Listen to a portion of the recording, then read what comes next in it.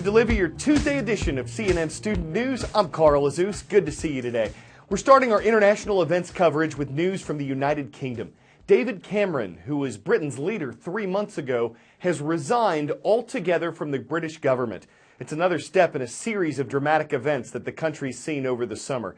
Cameron became leader of his nation's Conservative Party in 2005, and he became British Prime Minister, the head of the government, in 2010. Before his party's second consecutive election win last year, Cameron made a promise that he'd allow Britons to vote on whether they'd like to remain part of the European Union. What is the EU? The European Union is a group of countries that work together to create a single market.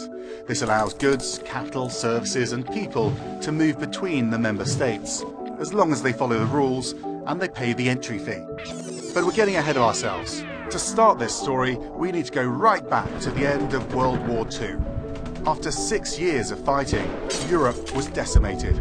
Economies were collapsing and mistrust was rife as old enemies faced the prospect of recreating trade ties.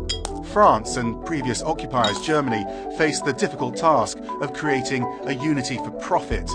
So they started talking, mainly about steel and coal.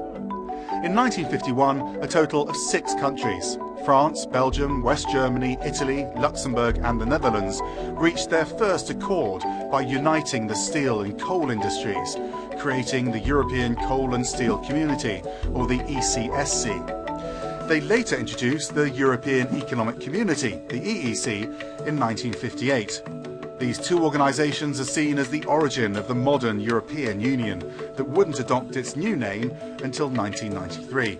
More than 6 decades later, the European Union now represents more than 500 million people across 28 countries and with a common currency, the euro, which generates an estimated 14 trillion euros in GDP per year. The premise: countries who are economically linked are less likely to have conflicts. But that wasn't always the case. Some EU countries didn't agree with all the rules they had to follow to remain part of the Union, and Britain became the strongest example. On June 23rd, Britons voted almost 52% to 48% to leave the European Union. It was known as the Brexit, the British exit from the EU, and it was characterized as the single most momentous day in British politics since World War II. Two major issues included immigration and the British economy. Those who wanted to remain part of the EU said most migrants who came to Britain were there to work and that they paid their way in taxes. Those who wanted to leave the EU said the Union didn't give Britain enough control over the migrants coming in, and that those who moved to Britain were putting pressure on housing, welfare, and wages. On the economy, those who wanted to remain said leaving would be an economic disaster because 45% of Britain's exports go to the European Union. Those who wanted to leave said Britain could do better business without European Union rules and that Britain's trade deals could be renegotiated with the EU. When Britons voted to leave, David Cameron immediately stepped down from his position as Prime Minister. International stock markets initially took a dive, but they recovered in the weeks that followed. And the Conservative Party's Theresa May eventually became the new British Prime Minister.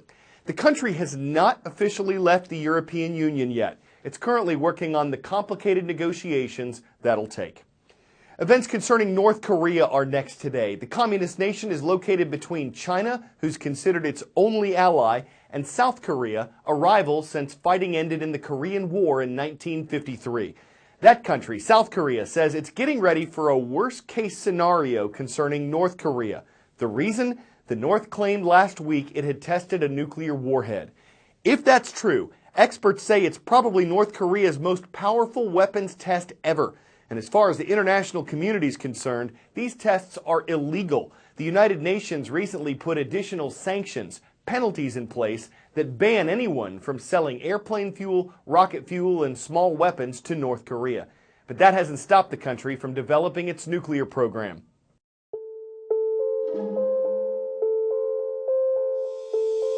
The vast majority of these people didn't participate directly in the political process. Only the ruling elite who were standing underneath the supreme leader who were acting.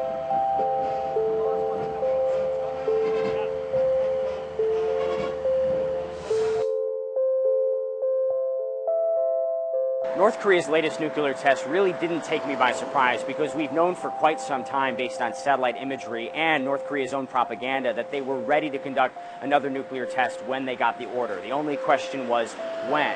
This is test number 5, and we believe, and many analysts believe, that North Korea may actually already be ready for test number 6 and possibly number 7 as well.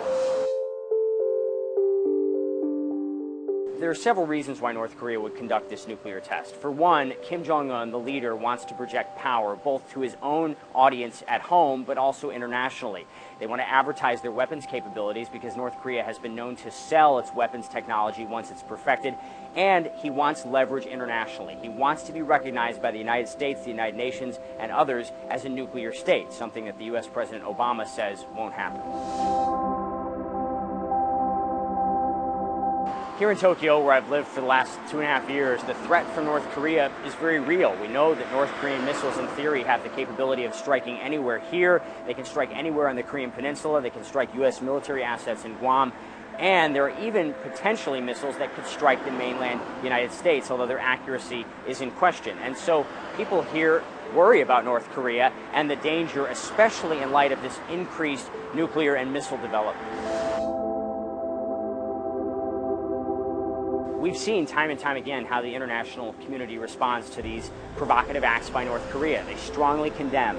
They call for newer and stronger sanctions. And yet none of these have really had any effect on slowing Kim Jong-un and his regime from developing these weapons at a really rapid pace, faster than many analysts had predicted. NASA, the National Aeronautics and Space Administration, is on a new mission. 3, 2, 1. And liftoff of OSIRIS-REx. Simply put, it'll try to fly to an asteroid, pick up some dust, and fly back home. The mission costs nearly $1 billion. It's not the first of its kind. A Japanese spacecraft brought back some asteroid dust in 2010. But it is a first for NASA, and Rachel Crane explains exactly how they hope to accomplish it. They're sending a robotic spacecraft to catch up with a speeding asteroid and then bring pieces of that asteroid back to Earth.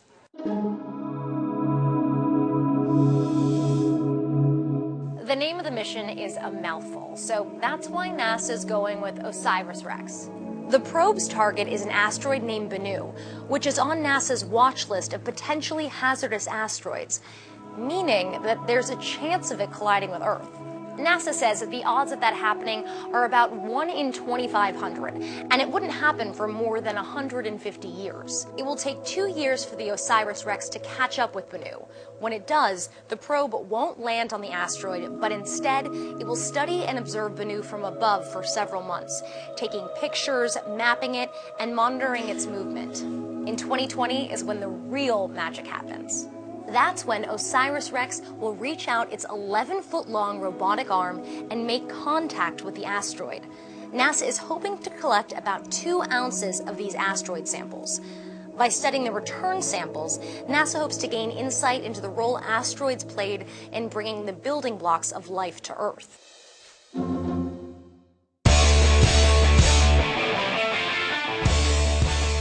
The 2016 Summer Olympics taught us that the highest high jumping height a human hopped to was 7 feet 9 3/4 inches. But it's the Guinness World Records that taught us about the height hit by the highest jumping llama. 3 feet 8 1/2 inches. The ruminant that rose above the bar is from the United Kingdom. His name's Caspa, and his owner says the lion-hearted llama learned to leap by watching dogs do it.